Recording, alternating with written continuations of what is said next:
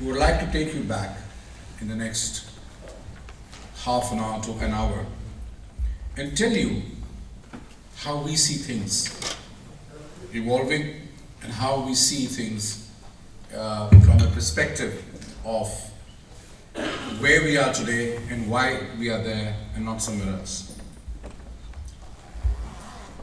If you look at the history of the world, and I think this is very important to put it into context as to where we are, you find that over the last 500 to 700 years, some events have happened which have changed our lives forever. And I'd like to recount one or two of them. The first is the Pope divided the world into two pieces, gave half to the Spanish and half to the Portuguese. That had a direct reaction in this country at that time.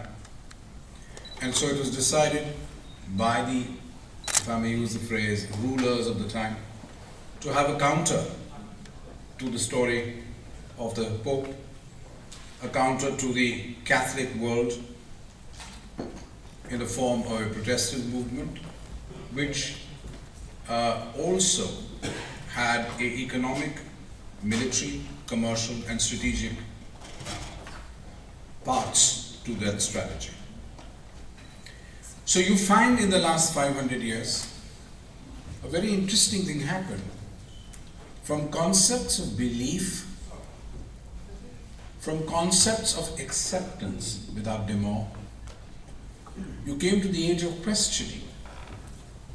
And the age of questioning, in a sense, gave birth to a few interesting phenomena. So now you could question those things which you never questioned before, or you rather accepted.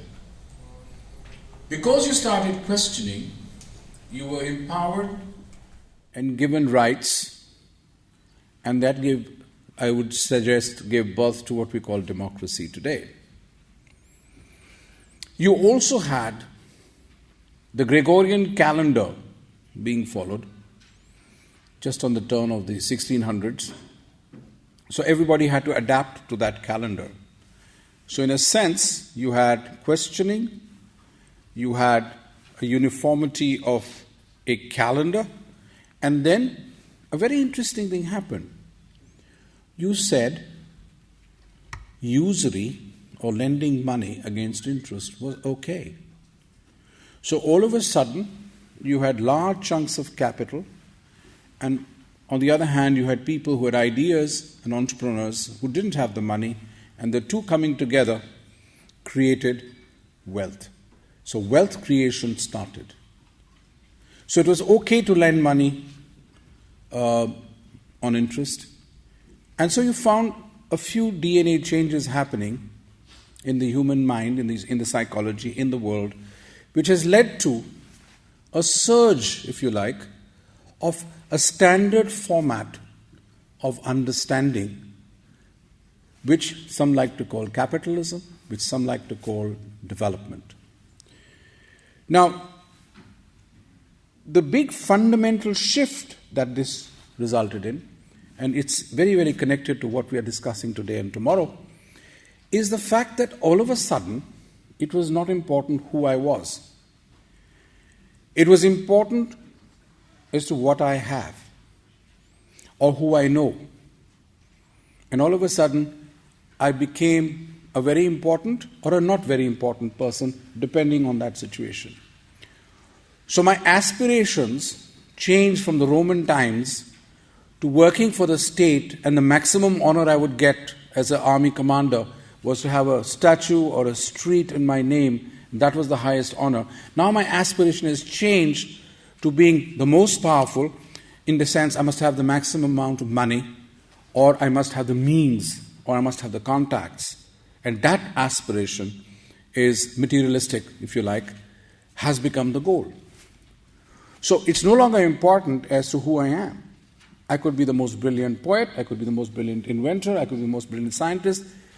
In the measurement of profit, in the measurement scale of achievement, in the measurement scale of aspiration, it was irrelevant, no matter how bright you were. You could be an Einstein in the making, but unless you had the means to move that, you needed the cash to move it into the broader realm of the world, it was irrelevant.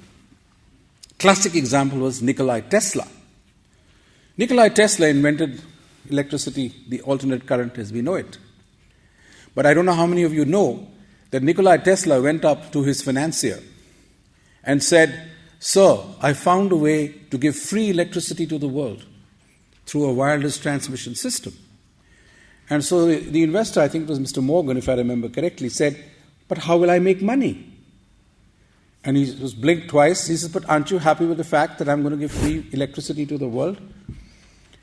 And that meeting was the last. And Nikola Tesla's financial support was cut off. He died a pauper, although we still enjoy the electricity. So you could be the greatest guy, but it was irrelevant. What was important is, do you have the means? Do you have the cash? And your measurement of success is, where do you live? How many cars you have? What is your lifestyle? That aspiration started coming in. Now, so we have now two kinds of people, haves and have-nots. And if those aspirational shifts have taken place, we also have another challenge. With the coming in of the media, television, internet, everybody wants to be that person, or everybody wants to reach that place. Now, as you know, if there's a tunnel and there are 100 cars running parallelly, one's going to get through. So whether you look at competition, whether you look at the education system, it all talks about the success of that first guy, the number one guy. Out of 100 people, we are interested in knowing who's numero uno. But nobody thinks about the 99 guys who may have slipped and did not make it through, for whatever reason. And this is a serious problem. And is, again, very deeply connected to what we are talking about. Over the next 2 days, we're going to look at various aspects of homeland security. Why should there be a need for homeland security? How has this come about?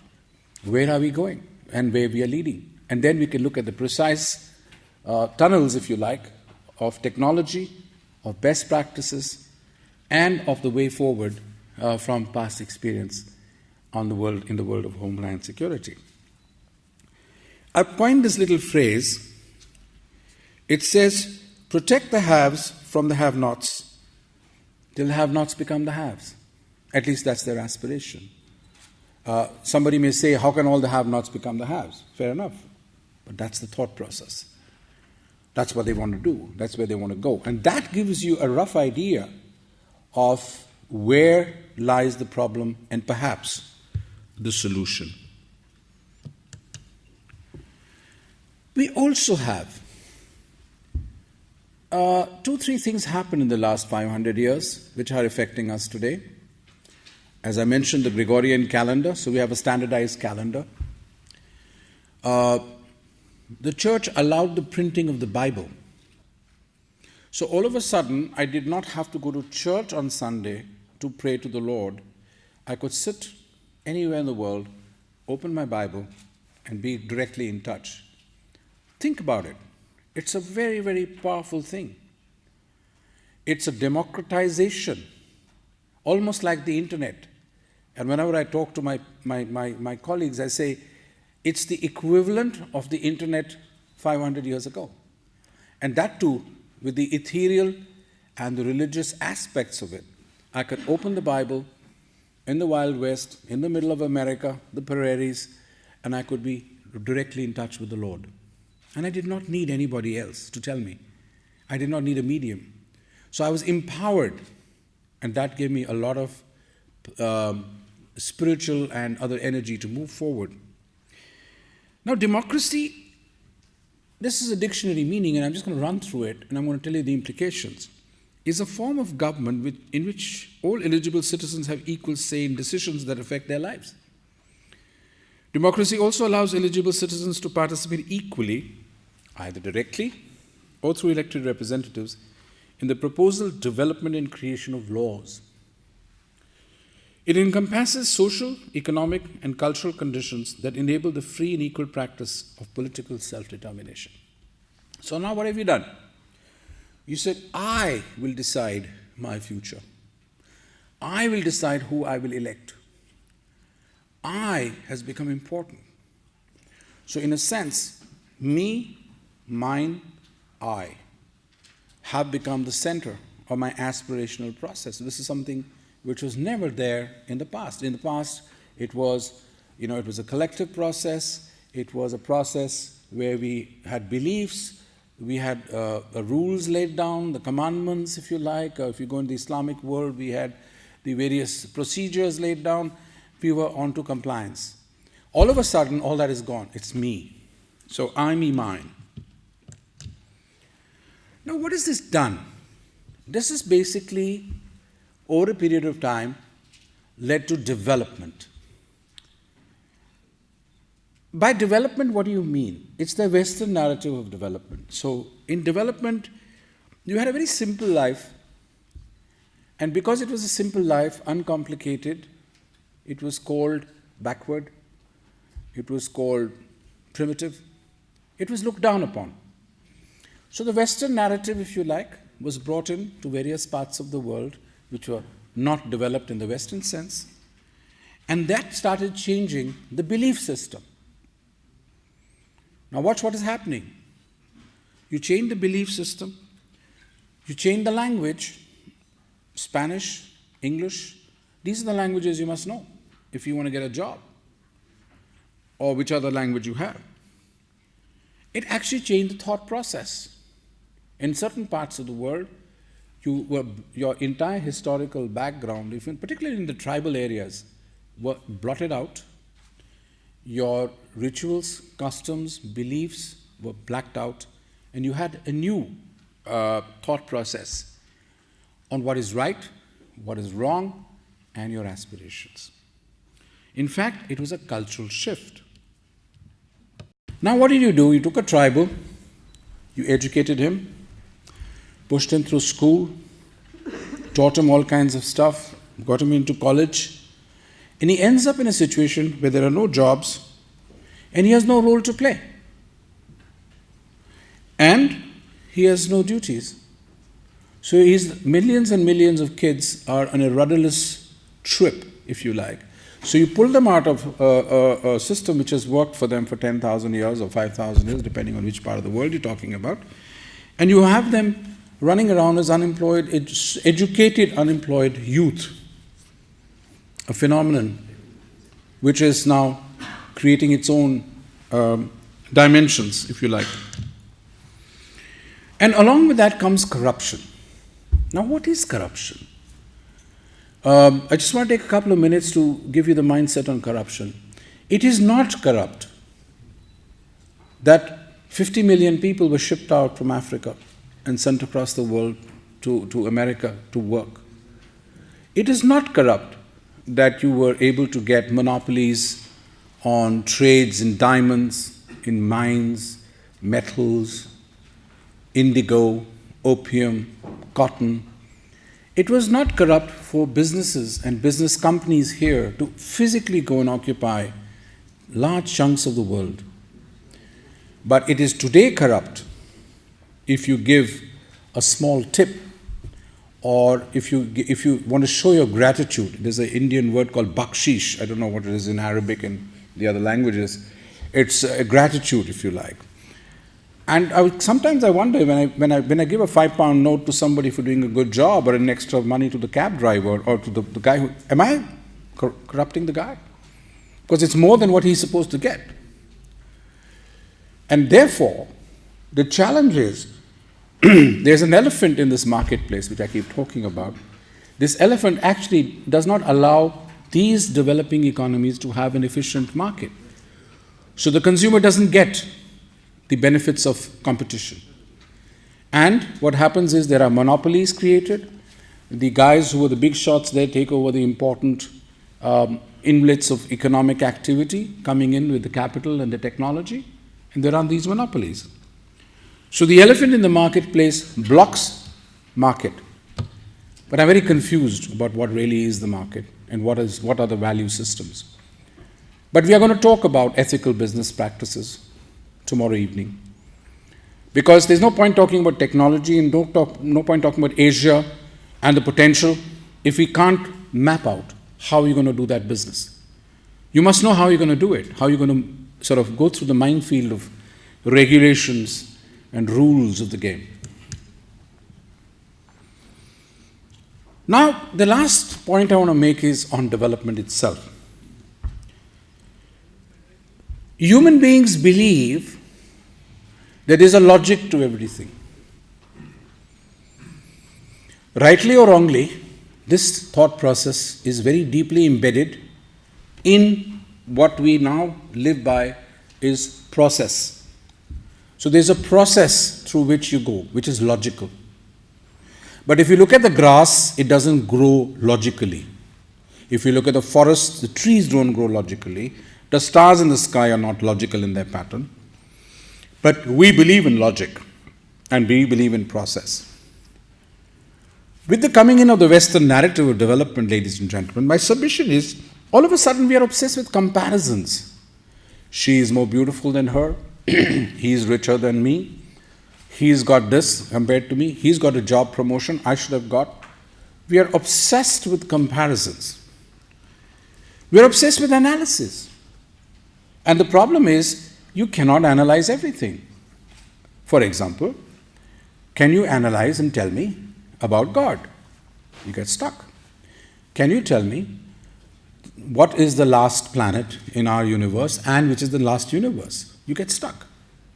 Can you tell me what is inside a DNA in the sense that can we tweak it around and tell me what's exactly inside the Higgs boson particle? You find that analysis is also limited to your ability to analyze and control those environments. So anything which is acceptable and logical has to be experimented, has to be processed, and can be replicated again and again. But if you can't replicate it, it doesn't exist. Or does it? So we have targets now. I want to become the general manager, then I want to become the chairman, or I want to be from the colonel, I want to become the general and the field marshal, or I want to become the president of a country. I've got targets, boss, I've got it mapped. All this is aspirational. And if those targets are not met, you're going to be unhappy. And of course, last but not least, greed. As somebody said, greed is good. He was spent, I think, 8 or 10 years in jail in America, but greed is good. Because greed makes you want more and more, and there's no end to it. These are all aspirational aspects of the human mind, which then result in dissatisfaction. They result in all kinds of movements, whether they are insurgencies, whether they are threats which are coming on haves or people who are important. And you're going to find, unfortunately, more and more of this as we go along. Over the next 2 days, ladies and gentlemen, we have various sessions looking at all kinds of exciting stuff. And this conference has to be a B2B. It is a B2B. It's designed for business to business. But it's also very important for our Western friends to understand that Asia has a culture of its own. Asia has a mindset and a time set of its own. And if you want to operate in that Asian mindset, you have to respect the local culture. You have to understand, if you can, the local environment, and then you will be successful. Because a lot of Western business get upset that I went to India, or I went to China, or I went to Central Asia, I was not successful. Maybe it's a time to relook at your strategy. So we're going to look at those things, look at best practices, look at technology, look at the way forward, try to understand the Asian mindset. And with that, ladies and gentlemen, my opening remarks come to an end. And I would like to wish you a terrific 2 days with only one request. Absolutely make the most of it. Meet as many people you need to. And all we want to hear at the end of the 2 days is you had a successful conference and a great business opportunity and success. Thank you.